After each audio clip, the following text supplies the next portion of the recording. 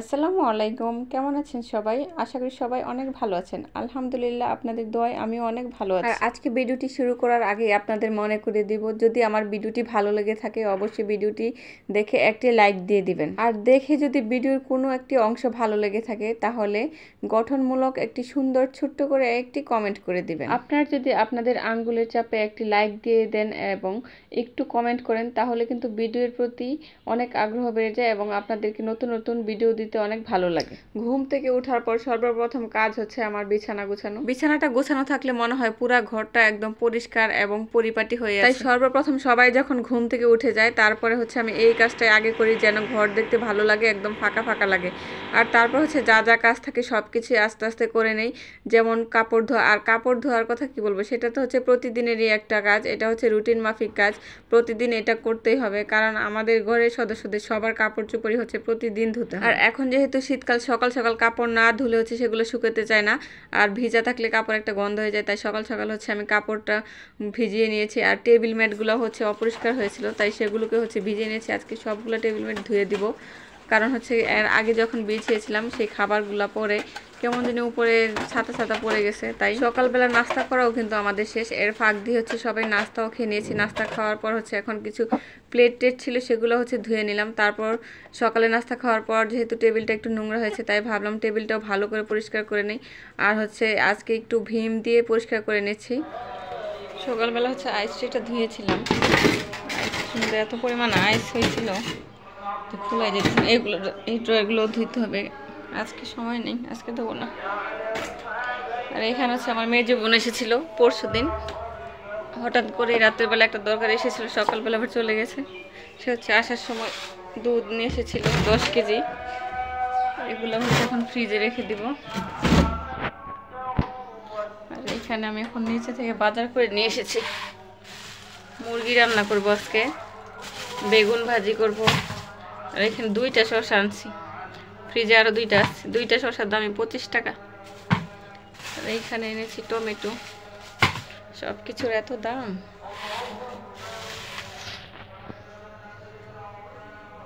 অনেক টাকার বাজার করলেও বাজার দেখাই যায় না। আজকে আমার রান্না করতে একটু দেরি হয়ে গেছে, নিচে গেছিলাম, এদিকে পোলার চাল ভিজাই রাখছি, পোলাও রান্না করব, বেগুন ভাজি আর মুরগি মাংস, বাস আর কিছু করবো না, সময় নেই এত কিছু করার। ট্রেতে একটু পানি রেখে দিলাম, অনেক সময় বরফ কাজে লাগে, অনেক সময় মুখে দিতেও লাগে, আবার খাওয়ার সময় অনেক সময় লাগে, তাই একটু রেখে দিলাম। খুব তাড়াহুড়ো করে রান্না করছি আজকে, নিচে গিয়ে হচ্ছে দেরি হয়ে গেছে। গিয়েছিলাম আমাদের দোকানে, সেখানে সব বেশি দেরি হয়ে গেছে। আর আনিকার বাবা এখন চলে আসবে।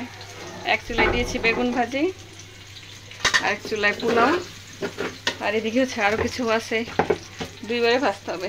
আর এই যে আস্তে আস্তে হচ্ছে মুরগির মাংসগুলো ভেজে নিচ্ছি, না সরি তাড়াহুড়ো ছোটো সব ভুলে যাচ্ছি, ধুয়ে নিচ্ছি। ধুয়ে তার আজকে এটা তো ব্রয়লার মুরগি, আজকে হচ্ছে একটু ভেজে রান্না করব।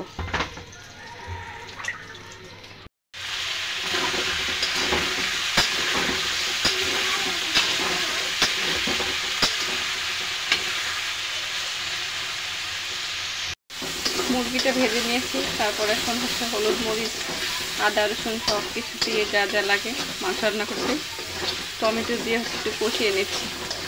তারপর মাংসটা দিয়ে নামিয়ে ফেলবো। মাংসটা যেহেতু ভাজা হয়েছে অনেকটাই হয়ে গেছে, রান্না করতে খুব একটা টাইম লাগবে না।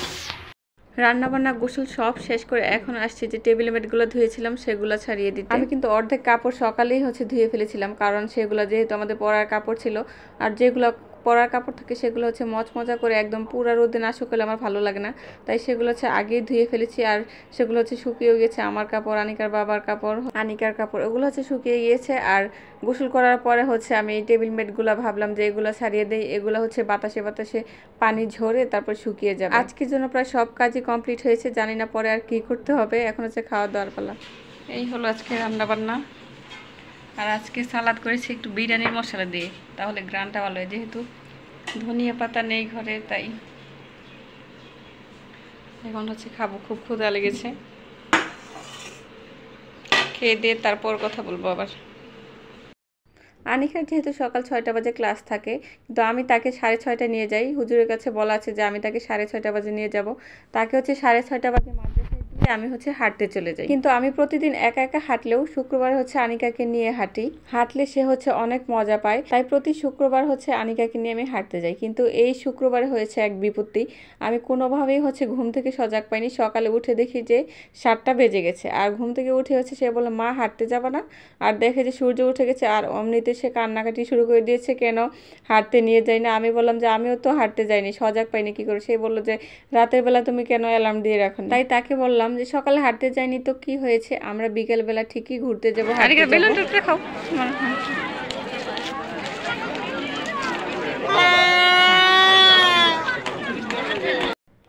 তাই বিকেলবেলা চলে এসেছিলাম হাঁটতে। আমরা অনেকক্ষণ সেখানে ছিলাম। সেখানে হচ্ছে বাদাম খেয়েছি, আর বাচ্চারা হচ্ছে বাসি কিনেছে, তারপর অনেক মজা করেছে।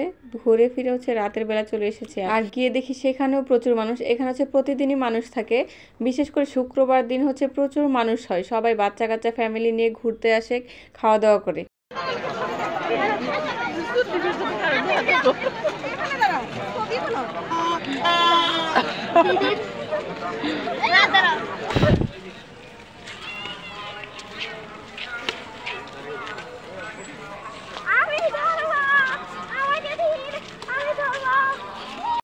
ঘোরাঘুরি শেষ করে আমরা বাসায় চলে এসেছি। আর আসার সময় হচ্ছে আনিকার নাকি খুব কুক খেতে ইচ্ছে করেছিল, কারণ সে হচ্ছে অনেক দৌড়াদৌড়ি খেলাধুলা করেছে। এখন সে হচ্ছে অনেক বেশি গরম হয়ে গিয়েছে, তাই বাবার থেকে চেয়ে গিয়ে একটা ঠান্ডা ঠান্ডা ফ্রিজের কুক নিয়ে আসলো। বাসায় আসার সময় নিচে ভ্যানের মধ্যে দেখলাম অনেক সবজি বিক্রি করছে। দুপুরে হচ্ছে মাংস রান্না করেছি, কালকে তো আবার রান্না করতে হবে। বাসাতে হচ্ছে সেই রকম কোনো সবজি ছিল না, তাই আমি সবজিও কিনে নিয়ে আসলাম। রাতের বেলা কিন্তু আমি আরো একটি মজার তরকারি রান্না করেছিলাম, যেটা হচ্ছে আমার খুবই একটি প্রিয় তরকারি, নরসিংদী জেলার বিখ্যাত তেল ছাড়া চেপা শুটকির তরকারি। এইখানে শুটকির তরকারি রান্না করতে হচ্ছে আমার মেন যে উপাদানটি ছিল, এটা হচ্ছে অনেকদিন ধরে আমি খুঁজে পাই না।